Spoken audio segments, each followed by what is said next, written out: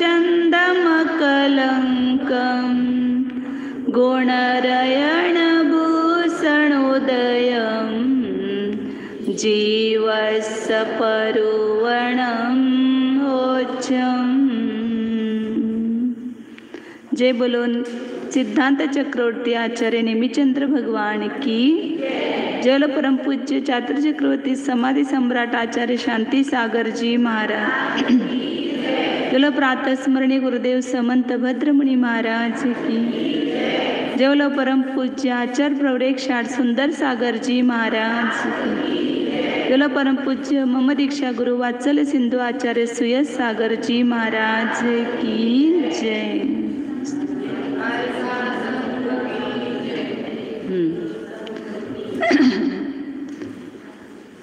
आपण काल वचनाचे 10 प्रकारचे भेद पाहिले होते। 10 प्रकार पाहिले होते। कोणते कोणते पाहिले होते आता एकेकाने एक सांगायचं। तुम्ही सांगा। हां हां हां हां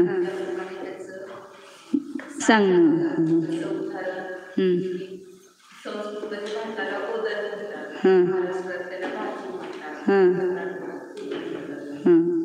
बरोबर आहे, छान। दुसरा भेद पाठीमा सांगा, मांडवेकर।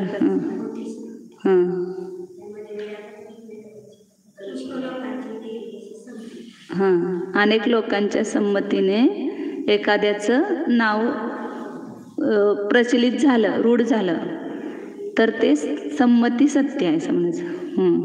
नाव उदाहरण काय दिलं?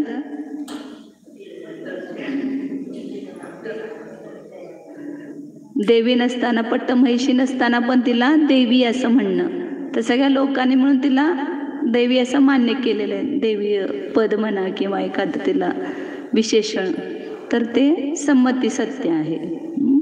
उदाहरण सांगितलं काल, स्वामी विवेकानंद आहे, राष्ट्रपिता महात्मा गांधी, अशी नावं देतात ना त्यांना, तर ते सगळ्यांना मान्य आहे म्हणून ते संमती सत्य म्हणायचं त्याला।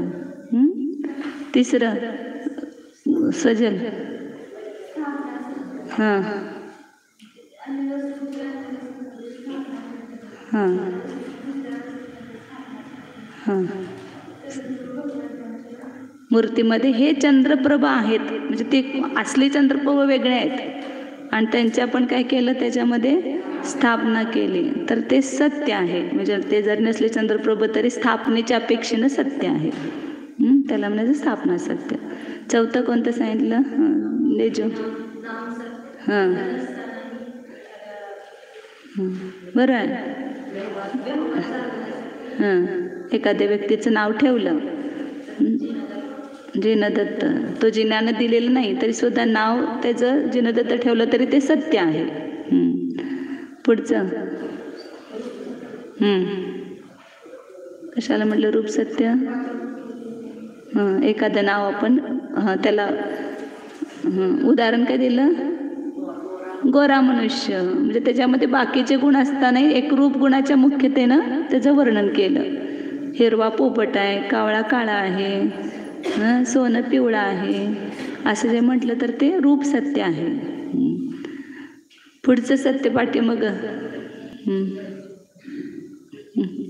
प्रतित्य सत्य, म्हणजे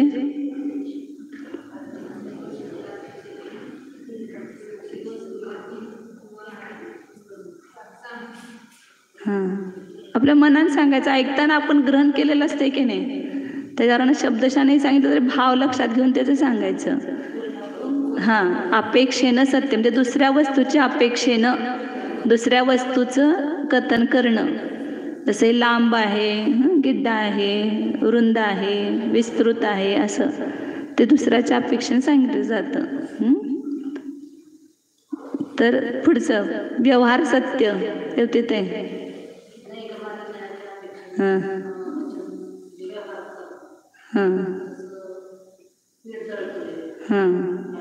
भाषे जोतो, रोटी फुगवतो, असं। पुढं समेतचे मम्मी, तुमचं नाव माहीत नाही म्हणून समेतचे हां, संभावना सत्य. नाव काय त्याचं? संभावना सत्य. कशाला म्हणायचं?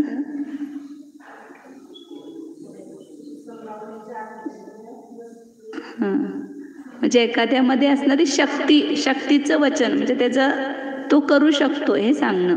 जसं सामान्यपणे जे असंभवतेचा परिहार करून त्याच्यामध्ये संभावना सांगणं, जे हा करू शकतो.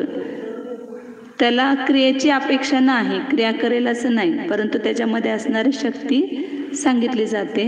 तर ते सांगणारं वचन जे आहे ते संभावना सत्य वचन आहे. उदाहरण काय दिलं?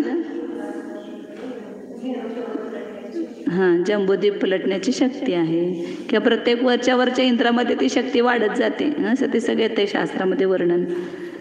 नंतर पुढचं सत्य प्रियंका. हां, भाव हां हां हां, तसे आपले परिणाम होणे. हां हां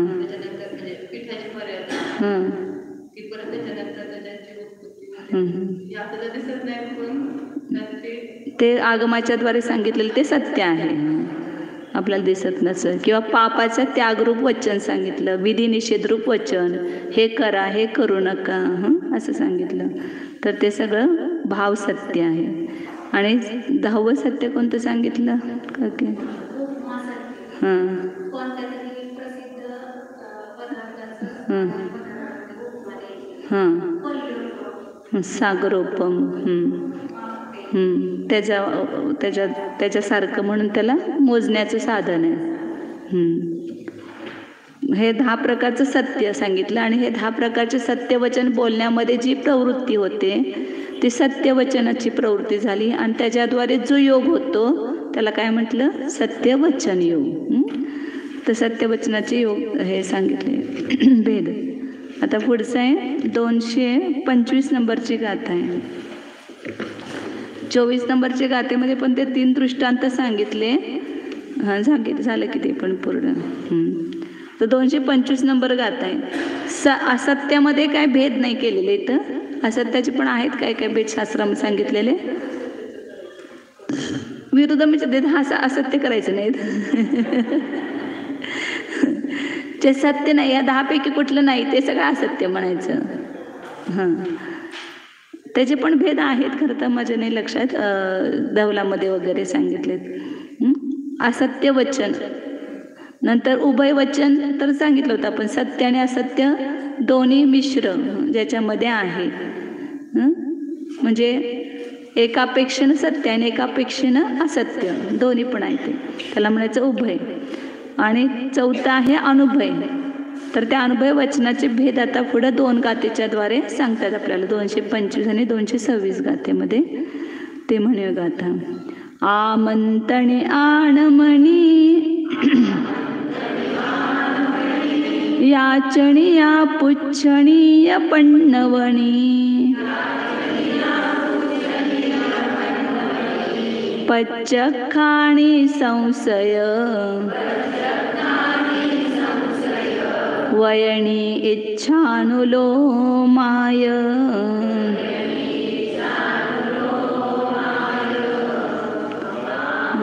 तने आणमणी याचणीया पुच्छणीय पण्णवणी पच्चखाणी संशय वयनी इच्छानुलो माय.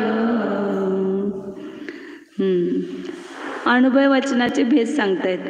पहिला आहे आमंतणी, जे आमंत्रणी, जे काय आपण कुणाला पण बोलावण्यासाठी हाक मारतो किंवा बोलावतो, ये इकडे ये असं बोलवतो ना.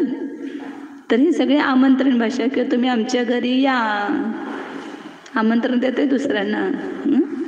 तर हे सगळी भाषा आमंत्रणी भाषा. अब ये देखने के बाद मुझे ऐसा लग रहा है वो अनुभव वचन का काल ज़्यादा बताया है. क्यों बताया? तो अपने ज़्यादा काल इसमें ही जाता है. म्हणजे आता जे भाषा आहेत ना सगळ्यात इथं बोलतो हे आमंत्रणी भाषा, म्हणजे अनुभय आहे. म्हणजे आता हे इथं दिलेलं नाही, ते कर्मकांड वगैरे मध्ये येतं ना, की आगे दिया है इसमें. कर्मकांड में आया शायद काल इसके. हाँ, इसमें है ना. हां हां, पुढं देणार आहे ते. म्हणजे ओळीनं सत्य मनापासनं ते पुढं काळ जे आहेत ते कसे आहेत, जास्त आहेत. सत्य मनोयोगाचा काळ सगळ्यात कमी, त्याच्यापेक्षा असत्य मनोयोगाचा जास्त, त्याच्यापेक्षा उभय मनोयोगाचा जास्त, त्याच्यापेक्षा अनुभय मनोयोगाचा जास्त, आणि त्या मनोयोगापेक्षा 4 वचनयोगाचा संख्यात पट आहे. सगळ्यात जास्त काळ अनुभय वचनयोगाचा आहे, म्हणजे ह्या 4 पैकी. हां तर असंच होतात. आणि पुढं मग ते काय योगाचे अजून त्याच्यापेक्षा जास्त काळ आहेत. म्हणजे त्याचा आपण जे योग होतो आपला, तर अनुभव वचन योगाचा काळ जास्त सांगितलेला आहे. म्हणजे सगळ्या भाषा बैलन हे आपल्याच बोलण्या येतात जास्त. तर पहिले काय सांगितले, आमंत्रणी भाषा. दुसरं सांगितले आज्ञापणी, म्हणजे आज्ञा करायचे, तुम्ही करा. आता तुम्ही सकाळी सगळेजण चौक्यात असता किंवा घरी, कुठली भाषा सारखी, हे तू हे कर, हे तू ते कर, ते तू कर. सगळे भाषा हीच बोलतो की नाही आपण, आज्ञापणी. आणि जास्त दुसऱ्याला आज्ञा द्यायची सवय असते आपल्याला. आपण कमी काम करणार आणि दुसऱ्याला सांगणार जास्त. तर काय सांगितलं, ते आज्ञापणी भाषा. दुसऱ्याला आदेश कार्यामध्ये नियुक्त करण्याची भाषा, त्याला म्हणायचं आज्ञापणी भाषा. तुम्ही अमुक करा, तुम्ही तमुक करा, तुम्ही अमुक करा, असं सांगितलं. तर मुलं पण असले आपण काय करतो, त्यांना सारखं कामं सांगत असतो ना, हे तू हे कर, तू ते कर. ही सगळी आज्ञापणी भाषा आहे. तिसरी सांगितलं याचनी भाषा, मला अमुक द्या, मला अमुक द्या, अशी जी मागणी प्रार्थनारूप भाषा. सगळ्या मंत्र्यांच्या कार्यालयामध्ये काय असतं, सगळेजण मागणी करायला आले असते ना, सगळे अर्ज घेऊन आलेले असते सगळे. तर याचनी रूप भाषा असते ना ती सगळी. तर ती तिसरी कोणती सांगितली, याचनी म्हणजे मागण्याची प्रार्थनारूप भाषा. अमुक द्या, हे मला द्या, अशा प्रकारे मागणं. म्हणजे जर पेन्सिल द्या असं म्हटलं. कुठली भाषा झाली ती, याचनी भाषा झाली. ती काय आहे, अनुभय भाषा. आता त्या अनुभय भाषा का आहे, तर पुढच्या ह्याच्यामध्ये त्यांनी एक हे दिलेलं आहे. ह्याला अनुभय का म्हटलं भाषा, तर परवा आपण सांगितलं होतं, व्यक्त आणि अव्यक्त दोन्ही अंश आहेत. सामान्य अंश व्यक्त आहे आणि विशेष अंश व्यक्त नाही. आता जसं आमंत्रण भाषा, ये इकडे ये. आता त्या ऐकणाऱ्याला काय सांगितलं, कळालं, या आपल्याला बोलवलं, परंतु कशासाठी बोलवलं, काय काम आहे, असं त्याला माहीत नाही. म्हणजे विशेष अंश व्यक्त नाही, सामान्य अंश व्यक्त आहे. म्हणून यांना सगळ्यांना अनुभय भाषा म्हटलेले. हे सगळ्या अनुभय भाषेचे हे सगळ्यामध्ये तसंच आहे, सामान्य अंश व्यक्त आहे आणि विशेष अंश व्यक्त नाही.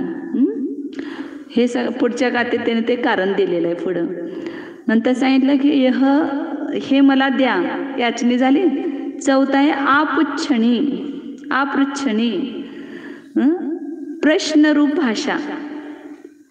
आता लहान मुलं असतात का नाही, काय करतात, सारखं बसलं की हे काय आहे, ते काय आहे, असं का करायचं, तसं का करायचं, सगळी भाषा कुठली असते.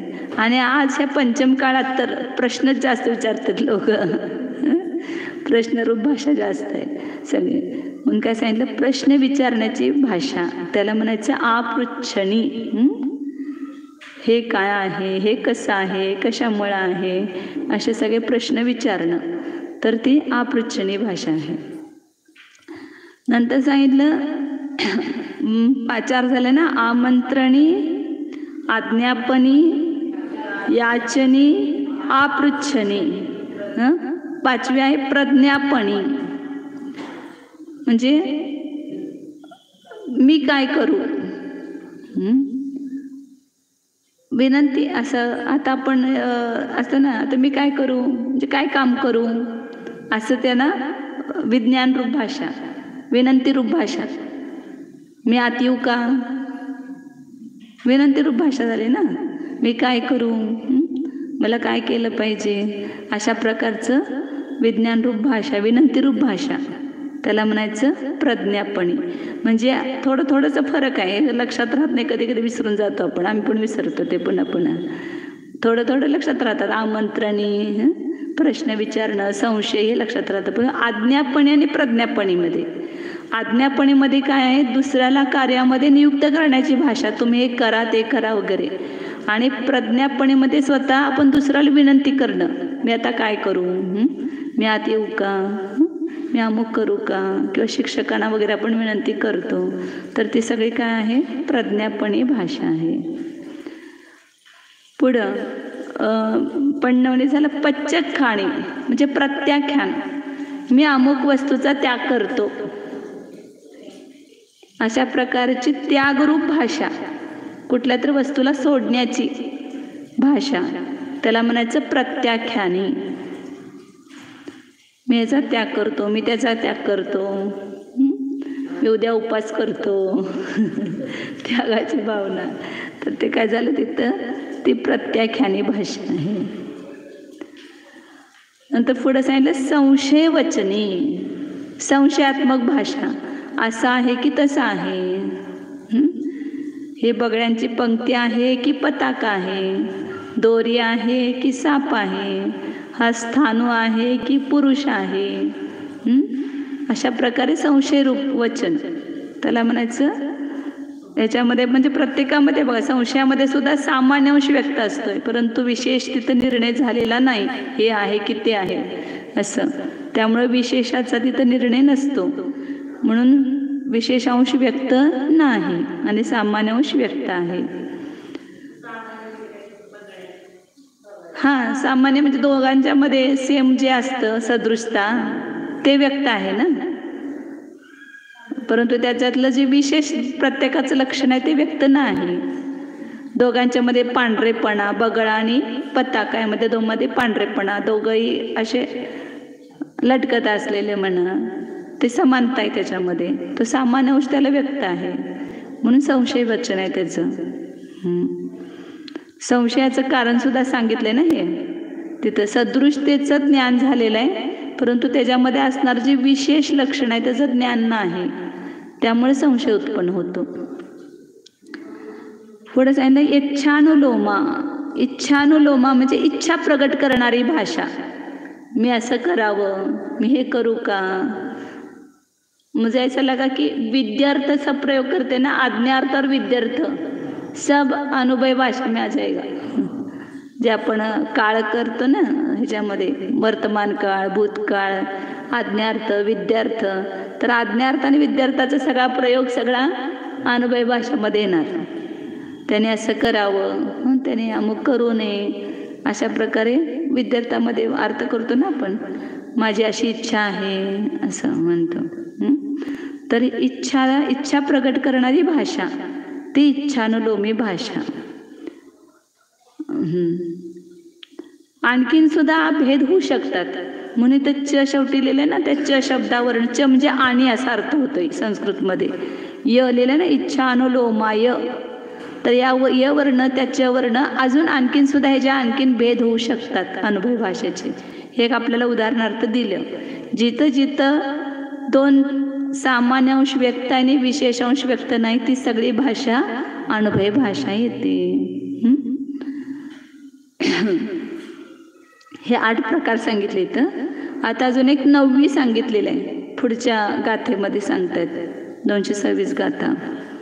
पुढे जाऊया. लक्षात आलं का लक्षात? काय शंका असली तर विचारा, नाही तर पुढे जाऊया. वाचणं, हे 2 गोष्टी महत्वाच्या. आता पुढे 9वी सांगतात. 9वी अणखर गदा असच्य मोसा हवंती भासा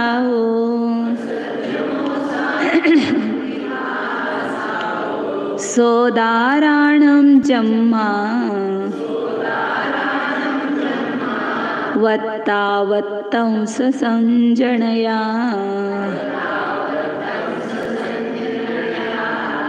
नवमी अणखर गदा असच्य मोसा हवंती भासा सोदाराणं जम्मा वत्तावत्तंस संजनया. 9वी भाषा आहे ती अनक्षरगत, म्हणजे त्याच्यामध्ये अक्षर असत नाहीत. द्विंद्रियाधिकांची जी भाषा असते, काय झालं,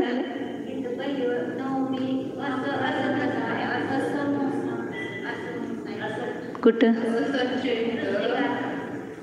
काहीतरी अप्रगट झाला असेल. असच्च मोसा हवंती भासाव. हां, नवमी अनक्षर गदा, त्यात अशुद्ध असेल तर शुद्ध करून घ्या. असच्च मोसा शब्द आहे. नववी भाषा कोणती आहे? अनक्षरात्मक. अनुभय भाषेचाच हा भेद आहे. अनक्षरात्मक आहे म्हणजे द्विंद्रियापासून असंज्ञ पंचेंद्रियापर्यंत जीवांची जी भाषा आहे ती कोणती आहे? अनक्षर. जे आपल्यासारखं अक्षर बोलत नाही ते. आता जसं आपण हे क ग घ असं म्हणजे कमल, भगवान हे असे शब्द वापरतो तसे शब्द ते वापरत नाहीत. फक्त आवाज निघतो त्यांचा, परंतु भाषा असत नाही कोणती त्यांची अक्षरात्मक. म्हणून त्यांची भाषा कोणती असते? अनक्षरात्मक. म्हणून ती त्याला म्हटलेलं आहे फक्त आपल्या संकेताला प्रदर्शित करणारी, स्व संकेत प्रदर्शिका असं म्हटलेलं आहे. द्विंद्रियापासून असंज्ञ पंचेंद्रियापर्यंतच्या जीवांची जी आपला आपला संकेत व्यक्त करतात. आता मुंगी पण बघा, जरा असं केलं की लगेच पळायला लागते, तर ती सुद्धा ती बोलत असते, परंतु आपल्याला तो आवाज तिचा येत नाही. त्यांचा परस्पर आवाज येतो. किंवा काही वेळा किड्यांचा वगैरे आवाज येतोय बघा. ते डास वगैरे पण हुई करतात, किंवा ते बारीक किडे सुद्धा हुई हुई करत असतात. रातकिडा बोलते जास्त. तर ते आवाज करतात ना, ते त्यांची अनक्षरात्मक भाषा आहे. किंवा असं ते किडे पण पडताना येतं की आवाज एक एकदा. तर ते फक्त आपला त्याचा संकेत प्रदर्शित करणारे असते. म्हणजे त्यांना पण हर्ष विषाद होतोय, म्हणजे त्यांना त्रास वाटला, आपल्याला कुठं धोका आहे की लगेच ते आवाज करतात किंवा ते पळतात इकडं तिकडं. तर म्हणून ही काही कोणती भाषा झाली? अनक्षरात्मक भाषा आहे. ती पण अनुभय भाषेमध्ये घ्यायची अनक्षरात्मक भाषा. मग ह्या सगळ्याला अनुभय का म्हटलं तर त्याचं कारण दिलं. सोदाराणम जम्हा वत्ता वत्तांश संजनया. जम्मा म्हणजे ज्या कारणामुळे, सोदार म्हणजे श्रोतृजन, ऐकणारा. जी भाषा बोलल्यानंतर जो ऐकणारा समोरचा असतो, त्या ऐकणाऱ्याला वत्ता वत्तांश संजनया, व्यक्त अंश आणि अव्यक्त अंशाला उत्पन्न करणारी असल्यामुळे, म्हणजे ती व्यक्त अंशाला व्यक्त करणारी आहे, प्रगट करणारी आहे, म्हणून त्याला आपण असत्य म्हणू शकत नाही. कारण का तिथं काही ना काही भाव तिथं व्यक्त झालेला आहे, सामान्य भाव. परंतु विशेष भाव तिचा समजला नाही म्हणून त्याला सत्य पण म्हणू शकत नाही. व्यक्त अंश तिथं त्या ठिकाणी उत्पन्न झालेला आहे म्हणून त्याला असत्य म्हणू शकत नाही. आणि काही अंश व्यक्त नाही, अव्यक्त आहे, म्हणून त्याला आपण सत्य म्हणू शकत नाही. म्हणून त्याला काय म्हटलं? अनुभय. दोन लक्षात ठेवायचं. सामान्य अंश व्यक्त आहे, विशेष अंश अव्यक्त आहे. मग सामान्य अंश व्यक्त असल्यामुळे असत्य म्हणता येत नाही, आणि विशेष अंश व्यक्त नसल्यामुळे त्याला सत्य म्हणता येत नाही. म्हणून ती कशी झाली? सत्य पण नाही आणि असत्य पण नाही, अशी ती अनुभय भाषा आहे.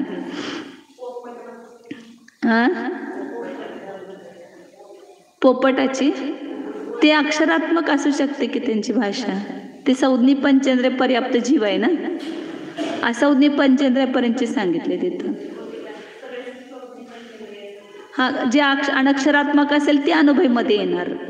जिथं अक्षरात्मक नसेल, समजा नुसतं आता म्हैस वगैरे ओरडते, तर ते अनक्षरात्मक भाषा म्हणणार.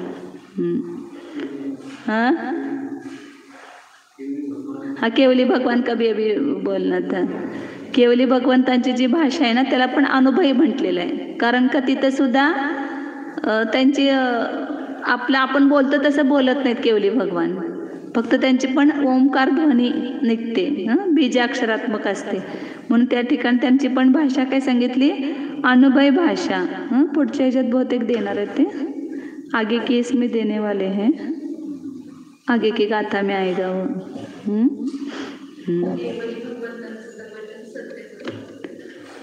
मग तेच त्याचं सांगणार आहे तिथे. त्याला अनुभय म्हटलं का? सत्य आणि अनुभय दोन्ही म्हटलेलं आहे केवली भगवंतांचं वचन. पुढच्या गाथेमध्ये खुलासा करतात ते.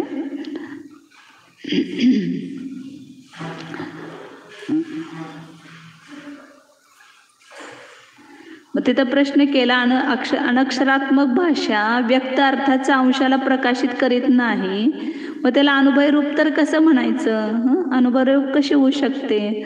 तर ते सांगितलं त्याने, भाषा बोलणारे जे द्विंद्रियाधिक जीव आहेत त्यांच्या सुख दुःखाधिकाच्या प्रकरणाला च्या अवलंबनानं त्यांना आनंद झालाय किंवा त्यांना दुःख झालंय हे तिथं अभिप्राय जाणला जाऊ शकतो. म्हणून त्यांचं सुद्धा तिथं व्यक्तपणा आहे तेवढा. त्यांच्या त्या भाषेवरनं हर्ष विषाद वगैरे व्यक्त होऊ शकतो, म्हणून त्याला अनुभव भाषा म्हटलेलं आहे. आता पुढं हे जे चार सांगितले ते आपलं चार भेद, सत्य आणि असत्य, उभयने अनुभय, मनोयोग आणि वचनयोग, त्याचं कारण सांगतायत.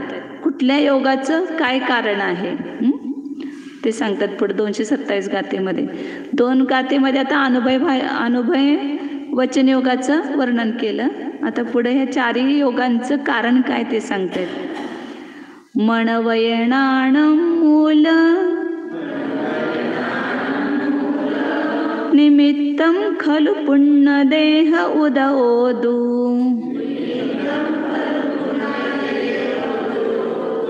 मोसुभयानं मूल निमित्तं खलु होदि आवरणम्.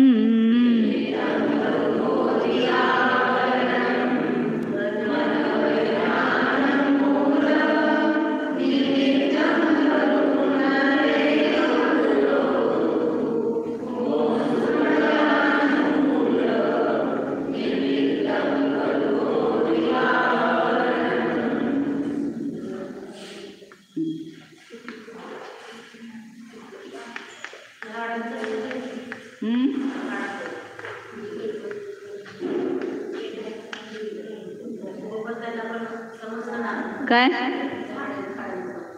झाडांना भाषा नाहीये, वचन द्विंद्रियापासून सुरू होत आहे. ते ना काय योगच आहे, फक्त एकेंद्रियांना फक्त काय योगच असतो. त्यांना ज्ञान आहे, मती ज्ञान आहे, श्रुत ज्ञान पण आहे एकेंद्रियांना, परंतु ते फक्त कशा स्पर्शनेंद्रियजनित मती ज्ञान आणि श्रुत ज्ञान आहे. मग त्या ज्ञानाच्या द्वारे ते जाणतात, म्हणजे त्यांना पण इष्टानिष्ट लक्षात येते. त्यांच्या मुळ्या जे आहेत, जिथं धन ठेवलेलं असते तिकडे जातात, जिकडे पाणी आहे तिकडे त्या मुळ्या वाढतात, त्या पाण्याला शोषून घेतात. हे सगळं त्यांना ते ज्ञान आहे, परंतु वचन मन आणि वचन नाही त्यांना. काय योगच आहे फक्त त्यांना. काय सांगतात? मनवयनानं मूल निमित्तम खलु पुण्य देह उदओदु. मन आणि वचन यांचं मूळ निमित्त काय आहे तर मागं पण सांगितलं होतं, आपण योगाचंच सांगितलं होतं, शरीर नामकर्माचा उदय. परंतु इथं दोघांसाठी शब्द वापरला पुण्य देह उदव, पर्याप्त शरीर नामकर्माचा उदय. म्हणजे सामान्य शरीर नामकर्म नाही, कारण हे मनयोग आणि वचनयोग पर्याप्त जीवांनाच असतात. नियमानं कोणाला असतात? पर्याप्त जीव. म्हणजे अपर्याप्त अवस्थेत, कुठल्या पण अपर्याप्त अवस्था असते, लब्ध पर्याप्तक असू देत किंवा निवृत्ती पर्याप्त असू देत. 2 प्रकारचे अपर्याप्त सांगितले होते ना, एक लब्ध पर्याप्तक आणि एक निवृत्ती पर्याप्तक. ज्यांना अपर्याप्त नामकर्माचाच उदय आहे, कधी पर्याप्ती पूर्ण होतच नाही, त्यांना काय म्हणायचं? लब्ध पर्याप्त. आणि ज्यांना पर्याप्त नामकर्माचा उदय आहे, परंतु जोपर्यंत पर्याप्ती पूर्ण झाली नाही, त्यांना काय म्हणायचं? निवृत्ती पर्याप्त. ह्या दोन्ही अवस्थेमध्ये मनोयोग वचनयोग होत नाही, अपर्याप्त नाहीच. म्हणून पर्याप्त नामकर्माचा उदय आणि शरीर नामकर्माचा उदय, पर्याप्त नामकर्म आणि शरीर नामकर्माचा उदय, हे आता इथं मन वचनाचं मूल निमित्त असं घेतलं. परंतु इथं कशाचं लावायचं? म्हणजे सगळ्या मन आणि वचनासाठी हे निमित्त आहेच. कोणतं? पर्याप्त नामकर्म आणि शरीर नामकर्म. आणि त्याच्यामध्ये विशेष निमित्त, मूळ निमित्त सांगितलं कशाचं? मोसु भयानम. मोस म्हणजे असत्य, मूर्षा. असत्य आणि उभय ह्या दोघांना पण ते पर्याप्त आणि शरीर नामकर्म असणारच, परंतु त्याचं मूळ निमित्त काय आहे? आवरणम होती, ज्ञानावरण, दर्शनावरण, कर्माचा तीव्र उदय. काल सांगितलं ना, 12व्या गुणस्थानापर्यंत काय आहे? असत्य वचन योग आणि उभय वचन योग आहे. मग एवढे मुनिराज असं तर बोलतात का? ते म्हणणार ना, त्यानं तर सत्य महाव्रत आहे आणि असत्य वचन योग कसा असतोय? परंतु 12व्या गुणस्थानापर्यंत असत्य वचन योग सांगितलेला आहे. तर असं बुद्धिपूर्वक कोणतं ते असत्य बोलत नाहीत, परंतु अज्ञानामुळं आणि खालच्या गुणस्थानात तर कशाय पण आहेत, मुनिराजांना पण संजीवलन कशा आहेत, तर त्याच्या निमित्तानं असत्य वचन बोलतात, म्हणजे बोललं जाऊ शकतंय. असत्य वचन योग आहे तिथं. आणि अज्ञान असल्यामुळे ज्या गोष्टींच्या बद्दल ज्ञान नाही, तर त्याबद्दल सुद्धा असत्य वचन निघू शकतंय.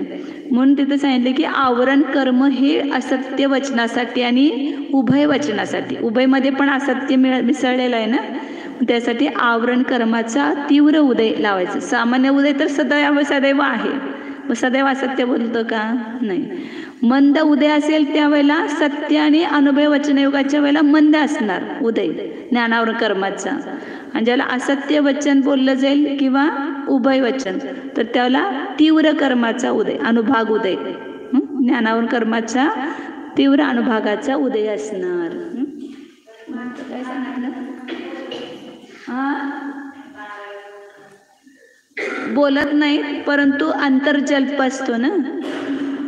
ज्यावेळेला आपण ध्यानाचं वर्णन करतो, शुक्ल ध्यानाचं किंवा तसं आहे ना, व्यंजन अर्थ योग संक्रांती ही 8व्या 9व्या 10व्या 11व्या गुणस्थानामध्ये सुद्धा काय होते?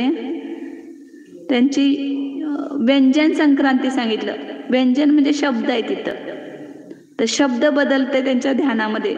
एक शब्द सोडून दुसऱ्या शब्दाचं अवलंबन घेतात, एक अर्थ सोडून दुसऱ्या अर्थाचं अवलंबन घेतात, एक योग सोडून दुसऱ्या योगाचं अवलंबन घेतात. योग पण बदलत आहे, व्यंजन पण बदलतोय आणि अर्थ विषय जो आहे तो पण बदलतोय. हे सगळं अबुद्धिपूर्वक होतंय, बुद्धिपूर्वक नाही आहे. पहिल्या शुक्ल ध्यानामध्ये हे बदलते, पृथक्त्व वितर्क. आणि दुसऱ्या शुक्ल ध्यानामध्ये शब्द आहे परंतु बदल नाही आहे तिथं. श्रुतज्ञान आहे म्हटल्यावर शब्द आहेच हो तिथं, कारण श्रुतज्ञान त्या ह्याला विषय करतो ना, श्रुताला. म्हणून तिथं अर्थ शब्द आणि योग तिन्ही पण आहे, परंतु बदलत नाही, संक्रांती नाही आहे. कशामध्ये?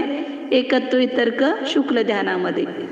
म्हणून हे सगळं अबुद्धिपूर्वक होतंय, बुद्धिपूर्वक विकल्प काही नाही आहे त्यांच्यामध्ये, की आपण जसं आता हे एक सोडून दुसऱ्याचा विचार करतो तसं करत नाही आहेत. सहज त्यांना घडतंय ते आपोआप. आपण पण ध्यानात बघतो की आपण काय विचार करत नाही, आपोआप हे बदलत असतं, आपला उपयोग बदलत असतो, शब्द बदलत असतात. हां हां हां पर्याप्त नाम कर्म का उदय नहीं है. हाँ,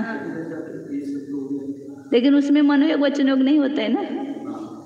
जब तक पर्याप्ति पूरी नहीं होगी तब तक मनोयोग और वचन योग नहीं होगा. मनोयोग वचन योग सबके लिए दे रहे ना. हाँ,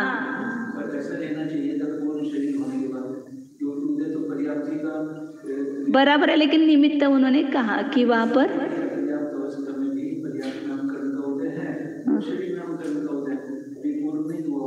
हाँ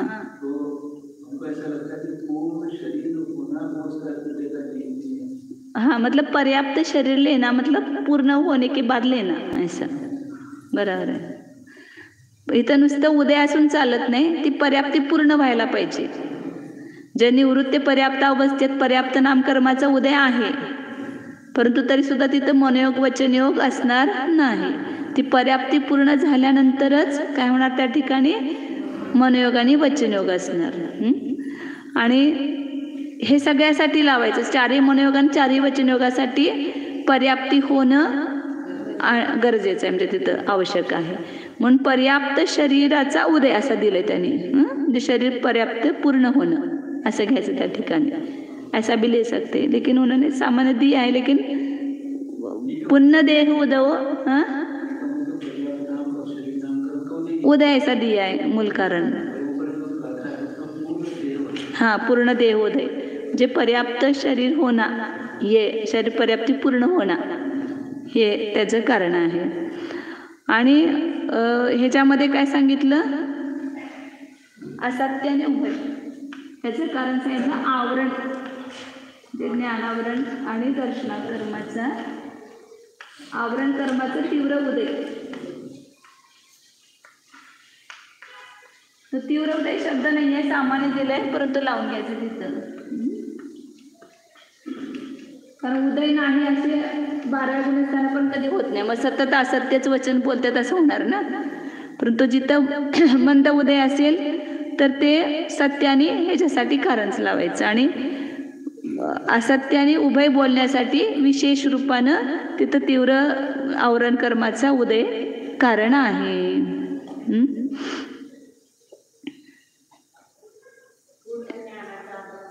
हा, म्हणजे आवरण कर्माचा उदय जोपर्यंत पूर्ण ज्ञानाचा अभाव आहेच ना. आणि इथं सामान्य पर्याप्त शरीर घेतलं,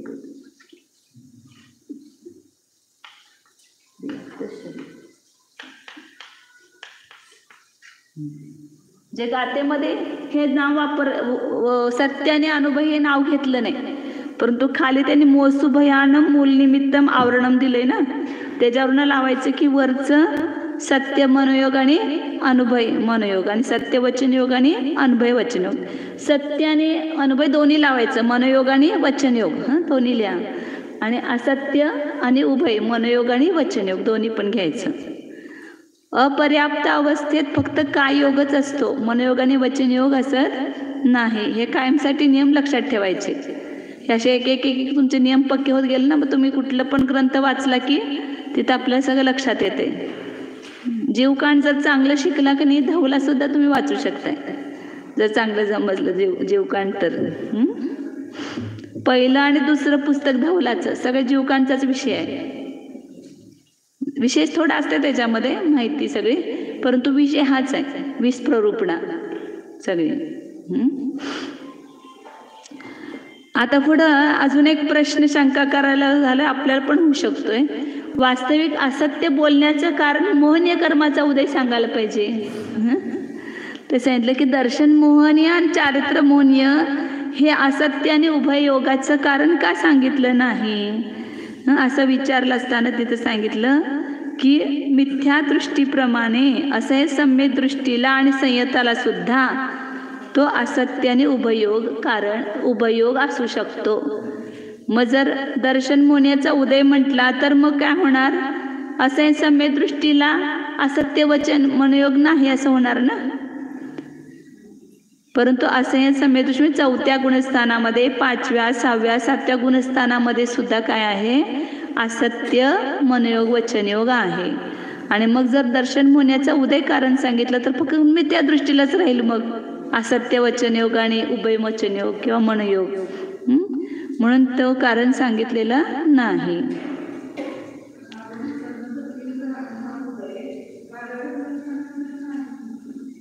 हा 12 गुणस्थानापर्यंत आहे ना.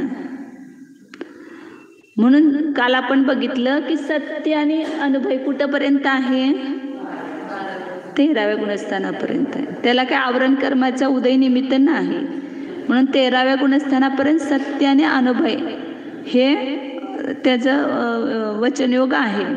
आणि असत्य आणि उभय कुठपर्यंत आहे, 12व्या गुणस्थानापर्यंत आहे, 12व्या गुणस्थानापर्यंत. म्हणून त्याला आवरण कर्माचा उदय हे मूळ निमित्त सांगितलं असत्य आणि उभयसाठी. आता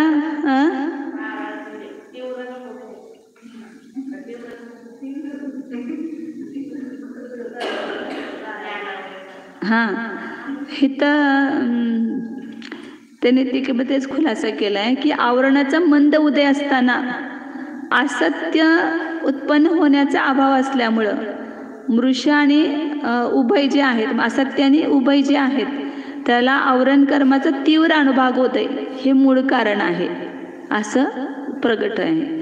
कारण का इतर वेळेला सुद्धा आवरण कर्माचा उदय आहेच ना. मग सततच असत्याने उभय व्हायला पाहिजे. तर ज्याला मंद उदय आहे खालच्या गुणस्थानामध्ये 12वेपर्यंत, सत्य आणि अनुभय असताना तिथं मंद उदय घ्यायचा आणि असत्य आणि उभय असताना तिथं तीव्र उदय घ्यायचा. हा फरक होता तिथं. आणि केवलींच्या मध्ये सत्य आणि अनुभय हा जो योगाचा व्यवहार आहे तो सर्व आवरण कर्माच्या क्षयाने उत्पन्न झालेलं सांगितलं. सगळे आवरण कर्माचा क्षय झाला ना, म्हणून त्या ठिकाणी सत्य आणि अनुभय हे दोनच योग आहे. आणि अयोग केवलींच्या ठिकाणी योगच नाही आहे, अयोगी आहेत. सत्य आणि अनुभव योगपणा पण नाही त्यांच्या ठिकाणी. मग केवलींच्या ठिकाणी सांगितलं तिथं पण आता मगाशी प्रश्न आला होता ना की त्यांची भाषा अनुभव का म्हटली, तर ते ज्यावेळेला निघते भाषा त्यांची, ज्यावेळेला त्यांच्या सर्वांगातून, त्यावेळेला ती कशी असते, प्रगट नाहीये. आणि ज्यावेळेला ती श्रोत्यांच्या कानामध्ये जाते त्यावेळेला ती व्यक्त होते भाषा. प्रत्येकानं आपापल्या भाषामध्ये ती दिव्यध्वनी कळते. म्हणून तिथे सांगितलं की ज्याला ती श्रोत्यांच्या कर्ण प्रदेशामध्ये पोचते त्याला सत्यवचन म्हटलं, आणि ज्यावेळेला ती निघते त्याला अनुभय म्हटलं. जे केवली भगवंतांच्या ठिकाणी जोपर्यंत पोचत नाही तोपर्यंत ती अनुभय अनक्षरात्मक आहे, म्हणून ते अनुभय आहे. गंधर्व नाही, सगळ्यांना आपोआप त्यांचे फक्त 6 घडीपर्यंत ती ओंकार ध्वनी सुरू असते आणि ते असं काही बोलत वगैरे काही नाहीत, फक्त ओम असं ते निघत असते. आणि ती कानात गेल्यानंतर ती अक्षर रूपाने परिणमित होते, अक्षरात्मक होते आणि प्रत्येकाला आपापल्या भाषेमध्ये परिणत होते. आणि म्हणून सगळ्यांना ती लक्षात येते. मग त्याला सत्यवचन म्हटलेलं आहे. त्याला अर्धमागधी भाषा वगैरे ते देव करतात वगैरे असं सांगितलेलं आहे ते. मग तिथे सांगितलं की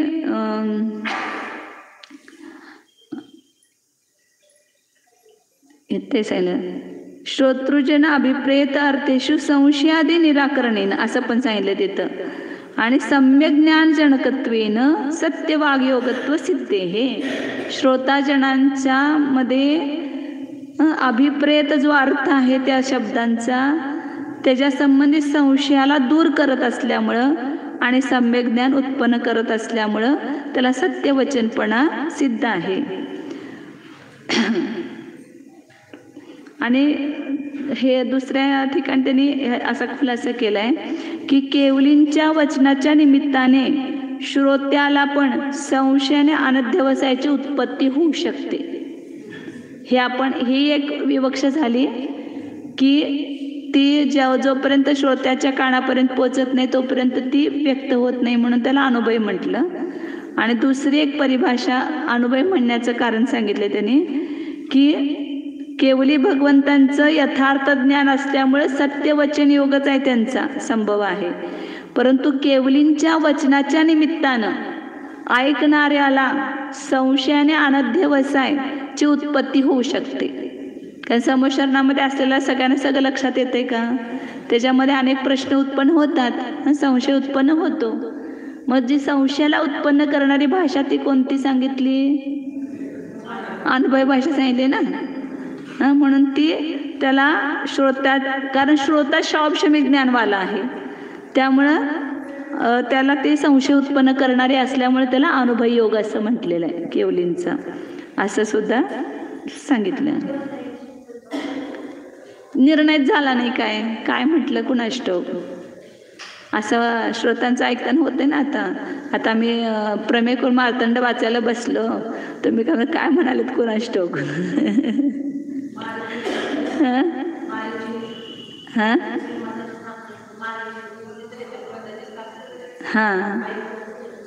ऐकून देवध्वनी ऐकून बाहेर गेला आणि केली, त्यांच्यासमोर काही करू शकत नाही, बाहेर जाऊन केले त्याने. बरोबर आहे. तर अशा प्रकारे अनुभव वचन योगाचं सांगितलेलं आहे. आता पुढं केवलींना सहयोग केवलींना बस करूया. आज आपण पडणार ना.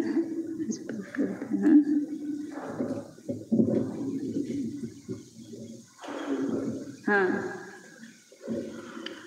आता पुढे ते ह्याच्या सांगितलं की संयोग केवलींच्या ठिकाणी मनयोग कसा काय असे आपल्याला प्रश्न होऊ शकतोय. तर त्याचं उत्तर पुढं 2 गाथेमध्ये दिलेलं आहे त्यांनी, की त्यांना मनपूर्वक तर बोलत नाहीत, मग त्यांना मनयोग कसा काय आहे ते सांगतात. उद्या घेऊ आपण.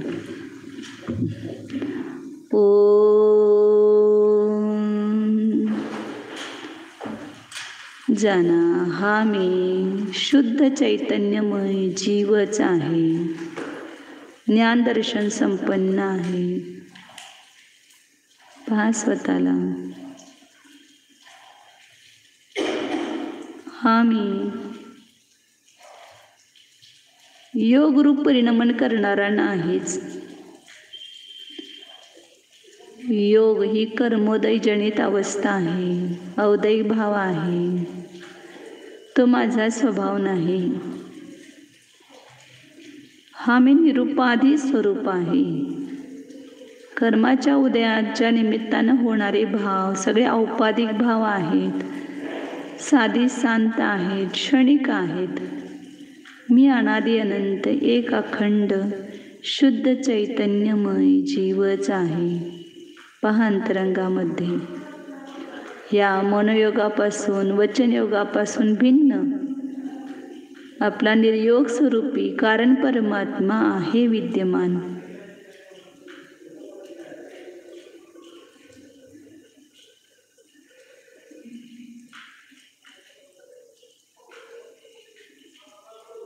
शुद्ध चैतन्य स्वरूपोऽहम्, निष्क्रियत्व शक्ती संपन्न स्वरूपोऽहम्, निर्योग स्वरूपोऽहम्, निरास्त्रव स्वरूपोऽहम्, शुद्धोऽहम्, एकोऽहम्, ध्रुवोऽहम्.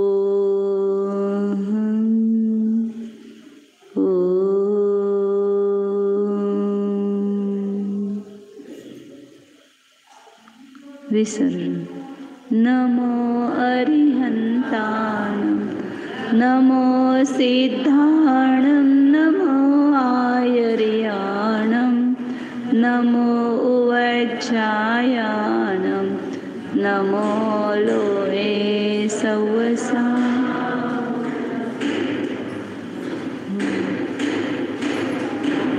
के ज्ञान से सूझे लोकालो, सोवाणी मस्तक नमो सदा देत हूँ.